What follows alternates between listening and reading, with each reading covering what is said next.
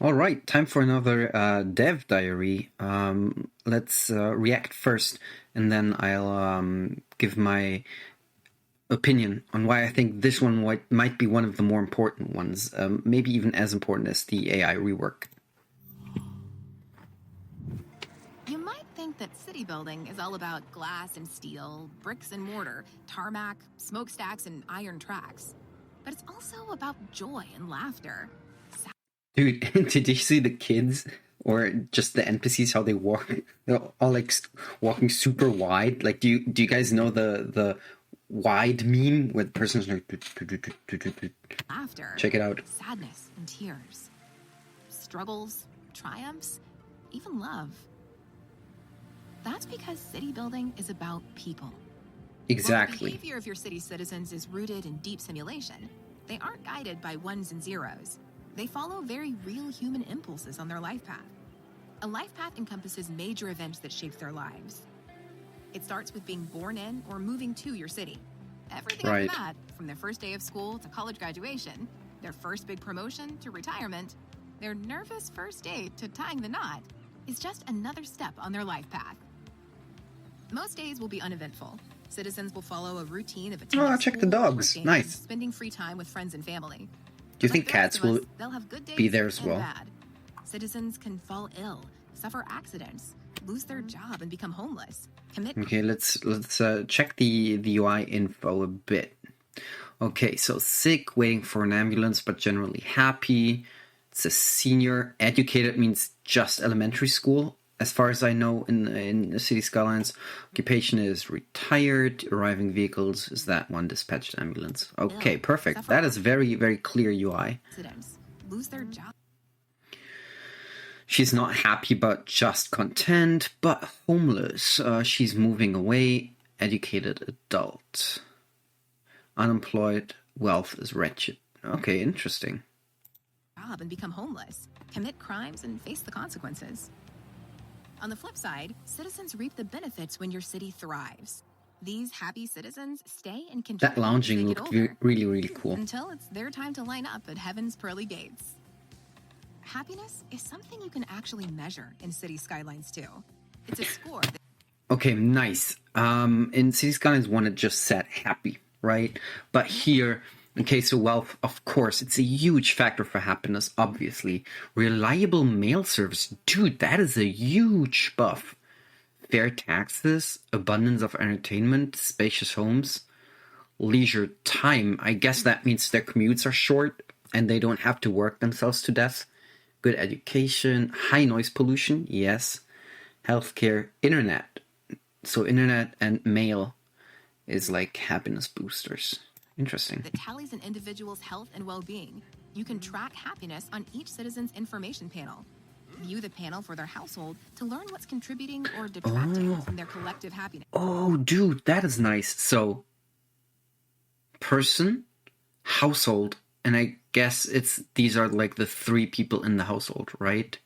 Spacious home, mail service, fair taxes, unreliable healthcare. Nice. Get the basics right, and citizens will basically be happy. Wait, was that a small cemetery? We've only ever seen the large one. Or is it a park? That looks like a park. Oh yeah, it's a leisure building. I'm sorry. Ensure they have a reliable electricity supply, clean water, decent plumbing, and regular garbage collection. Minimize ground, air, and noise pollution. Keep a lid on crime so citizens feel safe. Dude, that charger looks so good. Pretty much a must-have, and so is a suitable home. Families need space, so they'll benefit from living in larger homes in low-density areas where kids can roam freely. Check this asymmetric road. Parking on this side or whatever that dotted line is. So as far as I remember, upgrades from the road upgrade tool thingy where like you can add parking, bus lanes, and so on, is site specific. So you can do asymmetric designs. Small apartments are best for singles and students who want low rents in busy areas where they can go out and socialize. Right. Healthcare is non-negotiable. Without it, citizens can die from illness and injuries. Even with good sanitation and low pollution, citizens need medical facilities near enough to travel on their own steam or by ambulance for routine care. This is especially important for your city's elderly population, whose I think they toned down the wobble of the cars a bit. That lean looked kind of sleek, to be honest. I think that looked really good. health won't always be tip-top. Seniors are actually in the last of the 4 life stages your citizens will experience. They might even live in a multi-generational home with citizens in the other life stages, including children, teens, and adults. Oh. So that is something that has become hugely important in urban planning. So previously, like we call it like the Fordistic era, like the 70s and 80s maybe, life was actually pretty clear, right? If you were a family, you were 4 to 5 people, mother, father, kids in a single family home. And then you had maybe a live-in apartment for your in-laws or your grandparents, your parents, sorry. And if you were elderly, you would live in your way too large house because the kids all moved out, right? And nowadays we have way more co-living concepts. And I think it's cool to see this dynamic happening. This is actually the topic of my PhD research, specifically on suburban locales.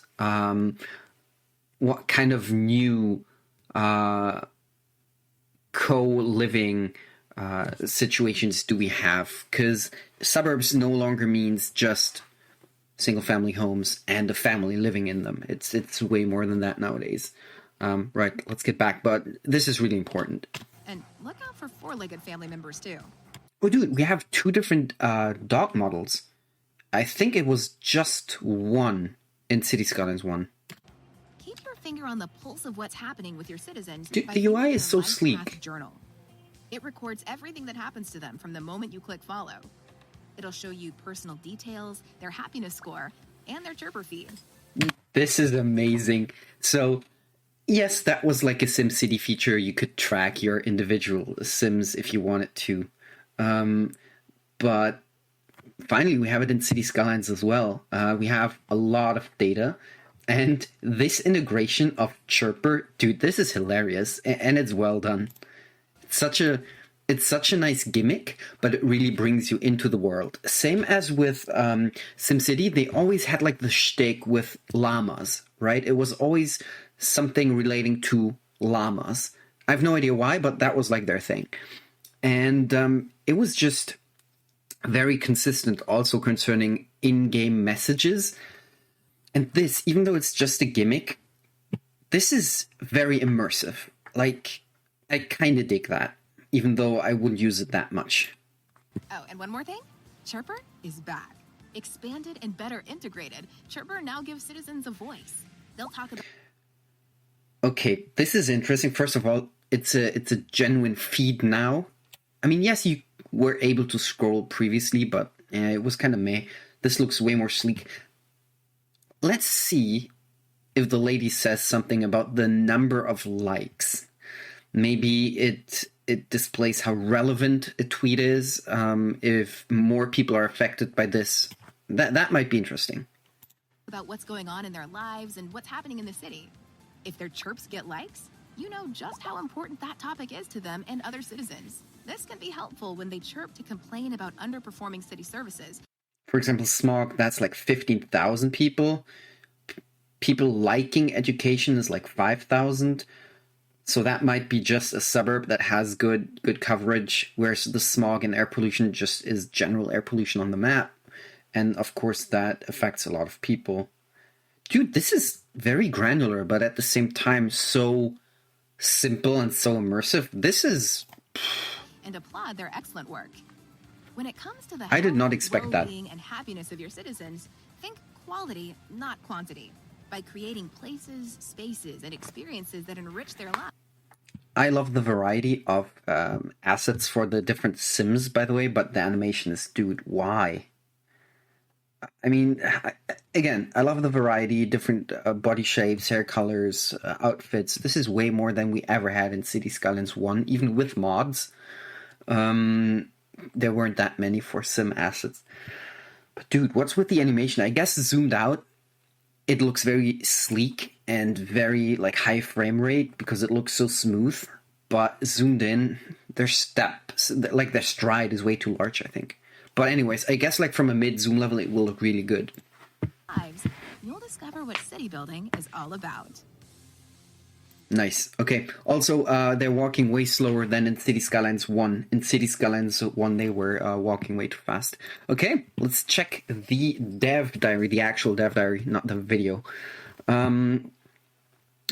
Right. Okay, yes. The citizens act as the primary agents. I think this is still such an important feature compared to in SimCity 4, for example, where it was tile-based. We shall never forget that cities are basically for people and cities are just by people, right? Cities are just people living together in a specific area. So this is very important. Okay, they're always up to something, choosing different activities. Going to school, shopping, sleeping, or studying. Right, we do have a day and night cycle. Rarer activities. Committing a crime, escaping a crime scene, seeking medical treatment, or moving out. Interesting.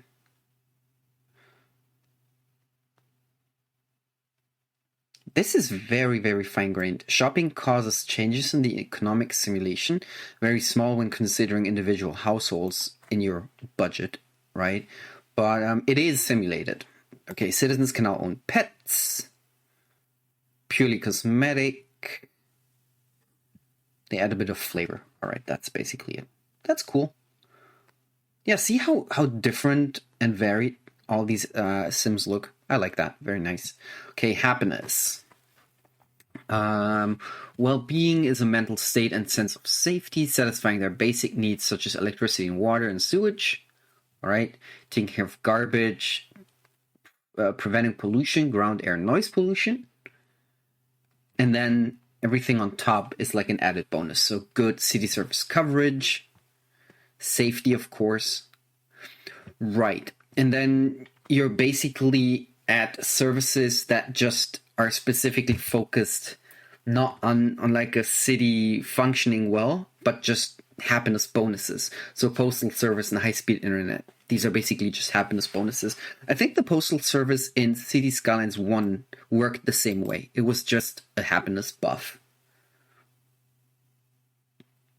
Families tend to look for larger homes and low-density housing, and students in compact apartments. Right. They consume goods, and that also affects their well-being. So if they can shop, that's better as well. Okay, now next to well-being, we have health. Healthcare, sickness, injury from an accident.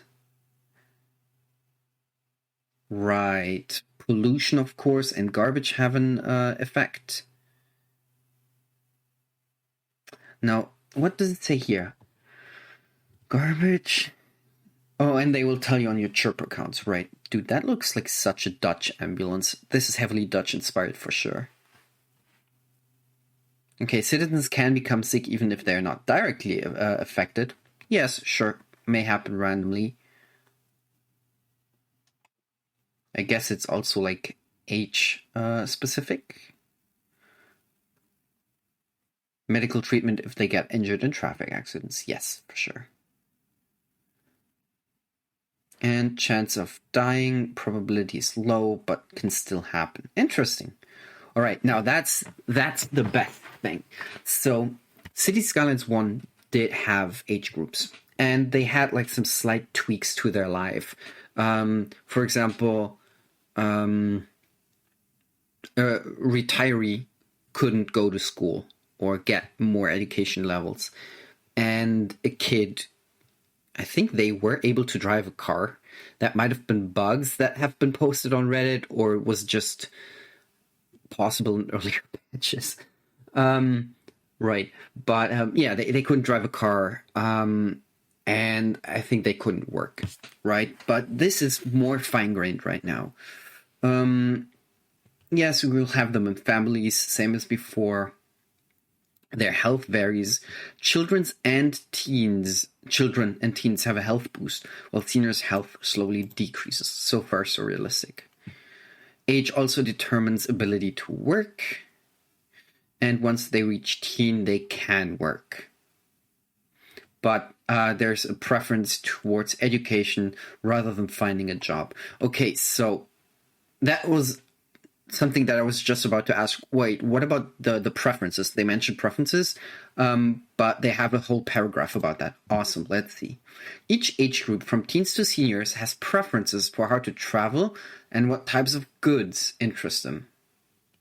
When traveling, teens prefer... Oh yeah, we know that from the previous Dev Diaries, right? They want the cheap ones. Adults value time, so they take the quickest way. Seniors prioritize comfort.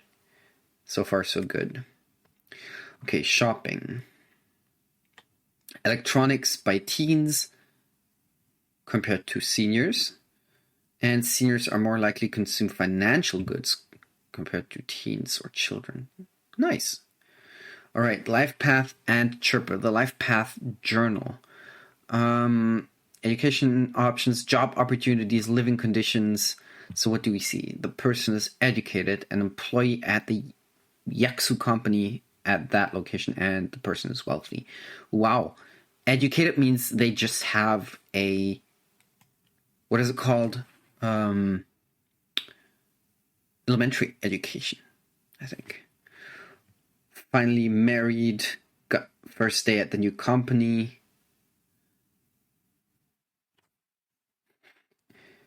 Dude, wait, what? They broke up with one person in March and married another one in May? Dude, that was fast. Interesting. But yeah, this is dope that this is simulated. Obviously just for the followed citizens, not for every single citizen. But I love the immersion, for sure. Chirp is back. Oh, the electricity department actually is tweeting. Our electricity production is not meeting demand, so we're forced to import some of our neighbors. Oceanport Pharmaceuticals Company, we love our new location.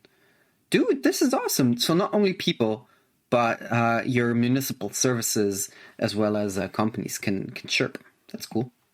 Education. 5-level, uneducated, poorly educated. Oh no, I was wrong. So poorly educated, I think, elementary school. So high school was educated. I'm sorry, okay, I was wrong about previously. Yeah, because there's one more education level compared to Cities Skylines 1. Whereby they differentiated between college and university.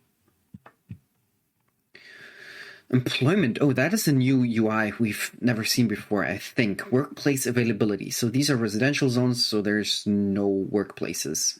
And here in these areas, we have a lot of them. Uneducated, poorly educated, educated. Nice. Okay, yes, perfect.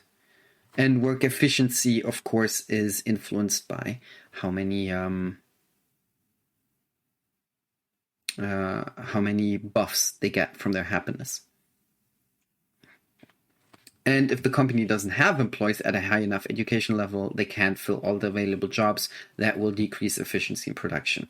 I love how that wasn't the case in Cities Skylines 1, but this time happiness is connected to productivity, which I think is very interesting and kind of realistic. Now, criminal behavior. Citizens can become criminals, right? The probability of that is relatively low, but the chance is increased if their well-being is low. They will commit a crime to earn income.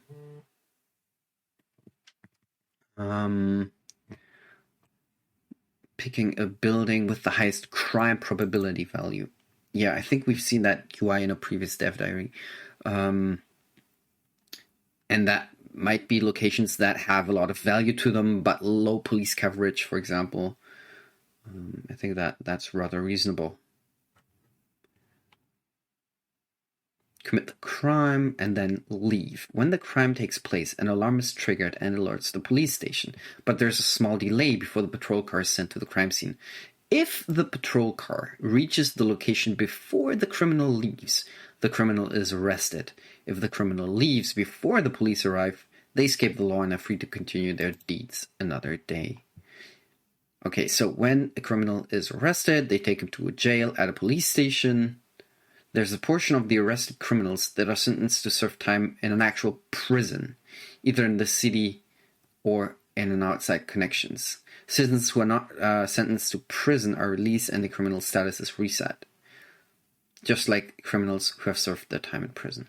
Right, so they do even simulate like low and like heavy crimes, I guess. Leisure and tourists, they love their free time, also dependent on weather.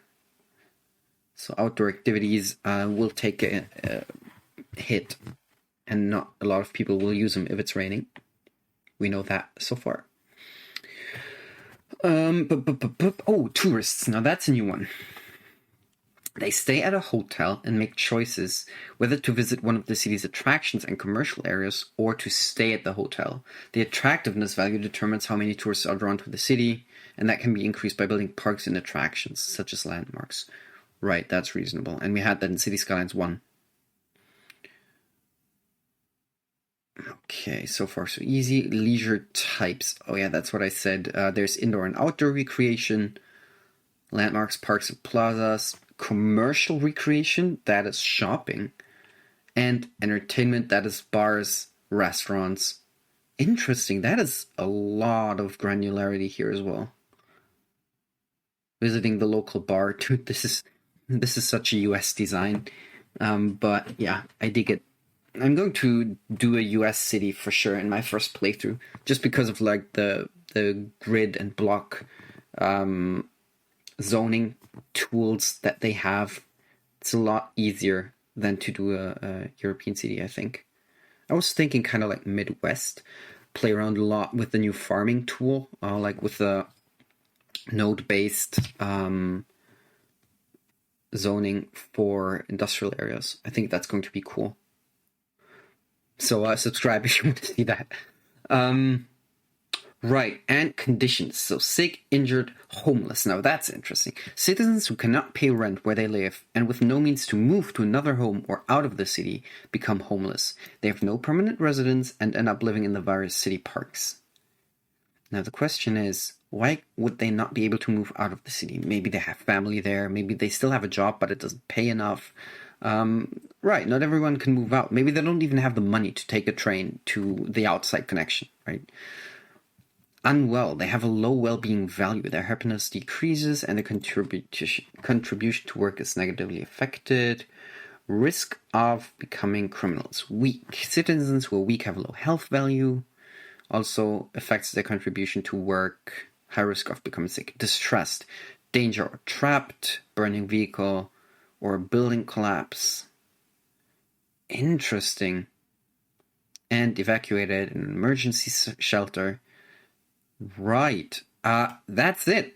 Very, very interesting. I think compared to some of the previous dev diaries, that one was actually very important. So we all knew AI and roads had to be improved for a successor. And they did that in Cities Skylines 2. And these were the first two dev diaries. And they needed to nail this. But as I've been saying in plenty of my videos, check out a lot of them on my channel. I always talk about how cities are ultimately where people live, and that should dictate how we shape our cities and how people move and live in the city. So for me, besides gameplay aspects, just from the inherent logic of the game, the traffic AI logic and the citizen AI logic, those were the two ones that they had to improve upon. And I think they did this. I think they did this well. Now with the money aspects as well as happiness being tied in more. I thought happiness was such a useless and such an abstract value in Cities Skylines 1. But this time it really matters. It does in real life. And this time it does in Cities Skylines 2. It is much more interconnected, and with that, I'd say great dev diary, one of the better ones compared to the previous fews. Thanks for watching. Check out the recommended video here, and check out the video on the right, which is my initial reaction to the first gameplay that we ever saw of Cities Skylines 2. Thanks.